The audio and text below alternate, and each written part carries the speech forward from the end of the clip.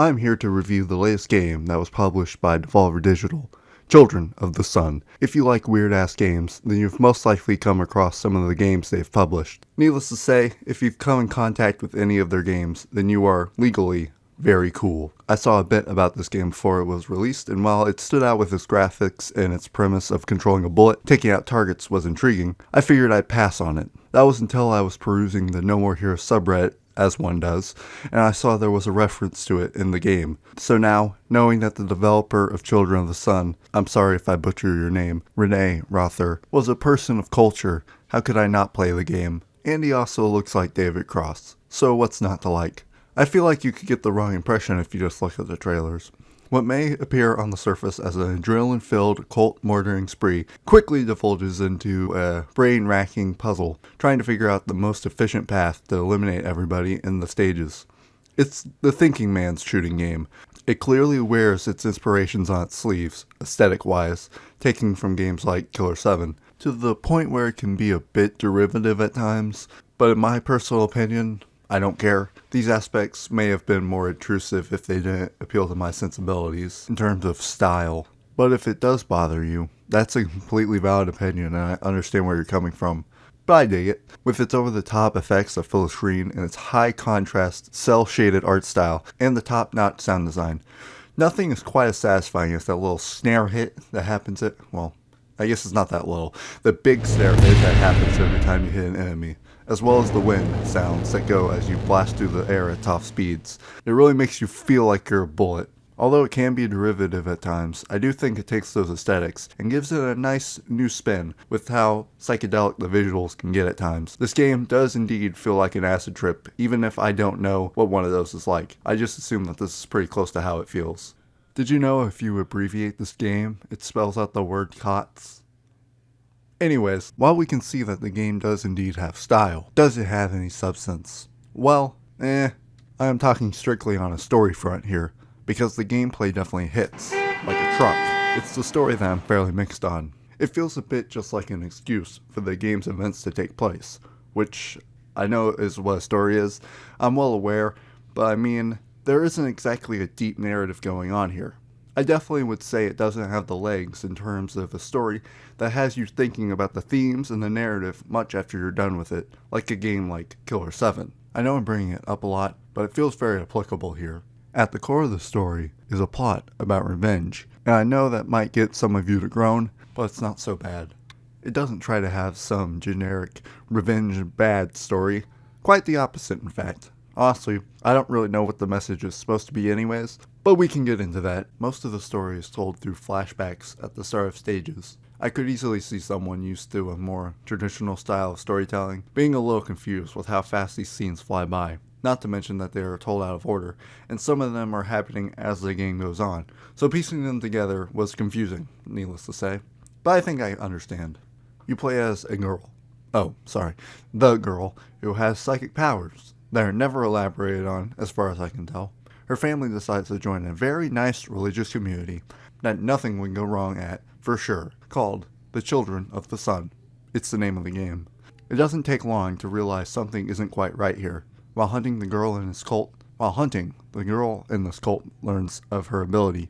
Sometime later, during the night, her mother is taken away to spend some time with the leader of the cult, and this starts to feed resentment in her father, for obvious reasons. It all comes to a head in one meeting, where I assume they were going to throw the girl in this pit of acid, because of her power, I think. The father defends her with a knife, and gets shot in the leg for his troubles. The girl uses her power to kill the woman, and gets one of her eyes cut out, because eye for an eye, I guess. They are in prison, but they escape, using, you can guess it, sometime later, in a shack somewhere. Her father kills himself, and the girl goes on a killing spree to get revenge on the leader. So when you get to the brass tacks of the story, it is honestly pretty simple. It's just viewed through an intentionally confusing lens. But what's the twist, you may say? The game has to have one of those, and of course it does. About 4 hours later, I want to say, at the end of the game, the girl kills the leader and gets appointed the new leader against her will, and that's it. I believe at some point the followers of this cult started to worship her as their new leader. I assume because of her psychic powers. I assume that because nothing really tells you why it happened. With that, the game just ends, and what you get is a fun experience and a new flower crown. Get back out there and get better scores. It's just a very underwhelming ending. An ending like this should come as a shock, but all it left me was confused and saying to myself, is that it? It feels a little more fulfilling, I guess, going back through all the scenes and watching them again, but I wouldn't really consider that a compliment. Having to go back and rewatch just to get a basic understanding of what's going on. If you can on a first playthrough, then good job on you, I suppose. I guess it's a good thing that I was intrigued enough to go back, but sadly this isn't really a story that will stick with me for weeks, like a game I mentioned before. It was a fun, wild romp while it lasted, but that's about all it is. But now we can start asking, what is exactly the themes here? What is it trying to say? Because every art has some sort of thesis the creator is trying to present. Like I'm making this video right now because I like the game and wanted to share my thoughts with you, the viewer, as well as trying to entertain, which hopefully I'm doing right now. Of course, some things are just made for the fun of it, and that could totally be the case here, but it definitely doesn't feel like that. So what is it trying to say? That cults are bad? Well, that's pretty obvious. That revenge is bad? Definitely not, considering the events of the game. I'd say it's a bit too muddled at times, and that causes the story to feel quite underwhelming by the end. A lot of the best narratives have not just interesting characters and concepts, but also solid themes to latch onto, and I feel that that is what Children of the Sun's story lacks the most. So while the story seemed like it was a bit of a letdown, the gameplay certainly hits its mark. Isn't that why we're all here? I mean, that was the first thing that caught my eye the first time I saw the trailer. On the surface, the objective is quite simple. Kill all the enemies in one shot with your gun. It doesn't take long for it to become more complex, as it adds more and more variables into the levels. You're dropped into the levels at a certain vantage point where you can move around a small area to figure out where you're going to fire from. After hitting one enemy, you have full reign to aim the next shot anywhere you want, as well as add one to your multiplier. The challenge is killing them in an order that gives you a clear line of sight of the next target, and do it quick enough to boost your score. At the end of every level, you are shown the path the bullet took, and it's very satisfying to see the results. You can see your score as well, and where you land on the leaderboards. So if you are one of those people that like to see that number 1 by your name, then I could see this being very intriguing. I know I'm one of those people. Isn't that right, me? Okay, anyways, it may seem at first that all you can take out are the enemies, but it doesn't take long to realize that there's a trick up Children of the Sun's blood-covered sleeves. Say you're stuck in a precarious position, and you cannot take out the last enemy in the stage. Well, damn, it's time to restart and try something new, right? Wrong! There are more than just enemies that you can shoot. Shoot gas tanks to cause big explosions, or shoot birds in the air to get a vantage point to shoot from. There are many different paths you can take in the levels that give you a good reason to retry after you finish one, so you can find the best route, so you can get the highest score possible. Yeah, secretly, this game is a high-scoring game, like Pac-Man, if you will. New enemies are introduced throughout the stages that spice things up, like the riot shield guys that need to be taken out from behind, or the psychics that have their own retractable force field that keeps bullets at bay, and each stage comes with a special challenge to complete that are given through cryptic clues. By the end of the game I had done most of them, and I have no idea if you get anything special for completing them all. Buy the game and play it to find out.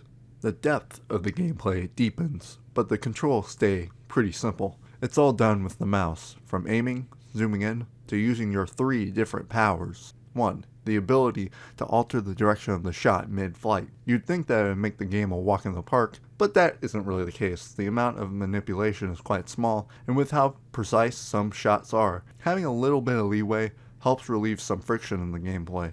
The multiplier for your score does go down during this time, so if you want to aim for those high scores, then you can't be wasting time lining shots up. The next ability you get is the re-aim, which lets you have full control of where you get to shoot the next shot without having to hit any enemy.